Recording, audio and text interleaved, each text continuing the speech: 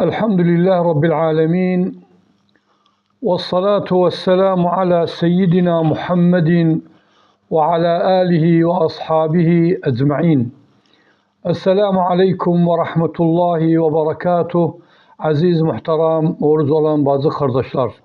Allah Teala Hazretleri cümlemizden ibadetlerimizi, itaatlarımızı kabul edesin. Ya Rabbel alemin. Halimize rahmet esen Ya Rabbel alemin. Ya Rabbi bu Ramazan mübarekin hayır bereketinden bizi mahrum etmesen. Amin Ya Rabbel alemin. Şehru Ramazan ellezî unzile fihil Kur'an. Allah Teala Hazretleri bu ayı Kur'an ayıdır. Onun için lazım gerek çok ihtimam edeğin bu Kur'an-ı Kerim'e ki Peygamber sallallahu aleyhi ve sellem bizim kudvamızdı. Çok ihtimam ederdi. Peygamber sallallahu aleyhi ve sellem Hazreti Cibril enerdi ala nebiyyina ve aleyhissalatu vesselam müdarese ederler her günde. Ama aşr-ı avahirde Peygamber sallallahu aleyhi ve selleme enerdi. Peygamber sallallahu aleyhi ve sellem'den Kur'an-ı Kerim'i müdarese ederdi. O ilhakına ki vefat etmek ilidi. 2 kere Peygamber sallallahu aleyhi ve selleme endi Hazreti Cibril. Mühim odur ki aziz muhterem Müslümanlar, Peygamberin buyurduğu sallallahu aleyhi ve sellem Es-siyam vel Kur'an yeşfa'an lil abdi yevmel kıyame. Bu Kur'an-ı Kerim, bu oruculuk senin için şefaat eder kıyamet gününde. O türbede uzananda, o karanlıkta uzananda, yapayalnız kalanda, senin için Allah Subhanahu ve Teala gönderip seni difa eden o oruculuktur. Allah Teala'ya diyer, Ya Rabbi ben koymadım bu yemekten, içmekten, şehvetinden uzak oldu. Allah Teala Hazretleri yervalı şefaatini kabul etsin. Ondan sonra Kur'an-ı Kerim Allah Teala diyer, ben koymadım yatsın, beni okudu. İkisi de şefaat eder sağ olsun. Onun için aziz muhterem Müslümanlar, bu Ramazan'ın içinde yaşırıq, lazım gerek çok ihtimam edeğin Kur'an-ı Kerim'e. Aziz muhterem Müslümanlar, o da bugün Ramazan'ın 10. günü bitecekti. Yani 3'te biri Ramazan gitti. Onun için lazım gerek bu kaldığı bu 20 günü ne diğer çok ihtimam edeğin bu Ramazan'da hiçbir ibadet ve bir itaatı kabul etmeyen öz nefsimizsin, özümüze kadar edək, zulüm edeğin bakasan itaattan yavaş yavaş geri kaldık. Yavaş yavaş ibadetimiz mesela zayıf oldu. Lazım gerek bu mübarek günler geçir üzerimizden ve lazım Allah Teala buyurdu eyyamen ma'dudat. Yani bütün bir gündü. Bugün Ramazan'ın 10. günü bitecekti. Bir itaat Allah Teala'ya nanca elimizden yakın oluruz.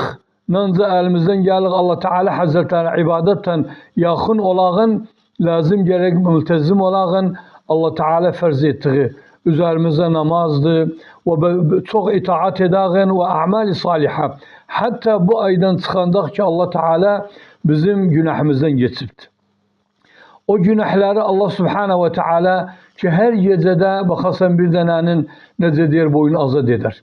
Her gece Allah Teala cehennemden çok kimselerin boynunu azat eder. Ahir günü nınca Ramazan'ın evvelinden boyun azat edip ahir günü ondan daha fazla Allah Teala Hazretleri günahtan geçirir. Onun için aziz muhterem Müslümanlar, şehru Ramazan evveli ve ortası mağfirat.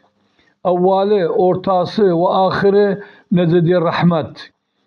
Onun için lazım gerek bileğin Allah Teala bizim hatırımızsın. Bu Ramazan gelende, bu da fadaildir, Ramazan'ın fadailindendir. Bütün şeytanların elleri ayakları bağlandı. Bütün hasenat, mudaaf Allah Teala sana verir. Bir sünnet namazı kılarsa, bir sadaka verirse, senin için farz sayılır. Ama bir farz namaz kılırsan, zekat verirsen, senin için 70 farz sayılır. Onun için bu mübarek Ramazan'ın diğer ortasına gireceğiz.